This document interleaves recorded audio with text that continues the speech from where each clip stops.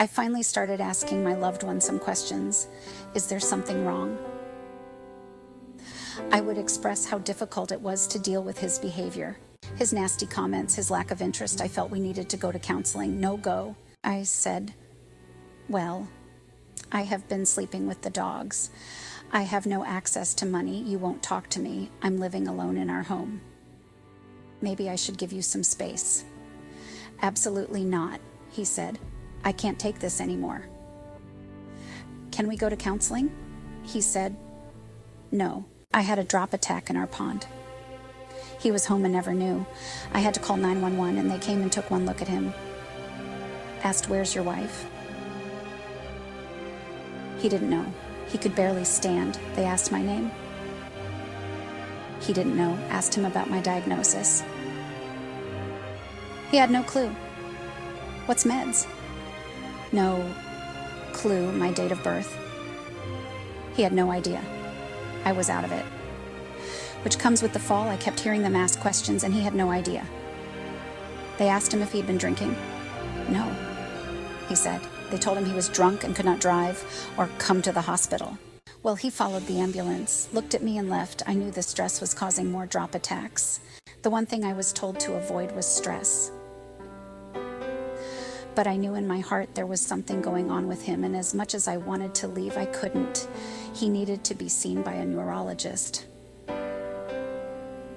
Finally, he said he was forgetting where he was going, losing addresses, having extreme headaches and stomach aches, difficulty concentrating, trouble holding his urine in, blurred vision. He then agreed to go get checked out. I had a family barbecue. It was ice cream themed and everyone having a nice time. But I still could see he wasn't present mentally, and I'm thinking I'm crazy. My sister-in-law looks saintly and says, what's wrong with your loved one? What? I said. He doesn't look like he mentally here, she said. Elle had tears.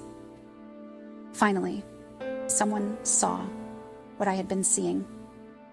We finally get into the doctor's, and she says, you're working too hard. It's stress. You're getting older.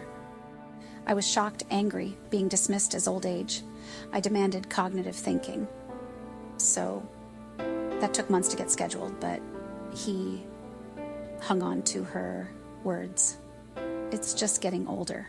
Finally, we get the appointment, and it wasn't cognitive thinking testing. It was testing for skilled care, like does he need a cane, help showering, ECT. So I called and went to another office. Took 6 months, same bad care. He's getting older, I said. You're not listening, 360-degree change. This isn't age. This doctor was rude. Because I questioned him. Okay, we'll run some blood tests and come back. I'm furious. My loved one is like a little kid. See, I told you I was fine. It took every ounce I had to not leave. So I made an appointment with my doctor, and that took about 1.5 years. He became afraid of the hot tub, afraid people were watching him through the fence. People were chasing him. We are now 3 years into trying to get answers. I'm a mess, but I needed my doctor that I trusted to see him. My doctor spends 45 minutes with him, looks at me, holds my hand, and says, your loved one has behavioral frontal lobe dementia. He is terminal. Close your business. Get an elder attorney. And Kelly joined a support group on Facebook. He even suggested he may only have 3-4 years. We left speechless, but I said, don't worry, I'm here for you, and we will go see a doctor that specializes in BVFTD.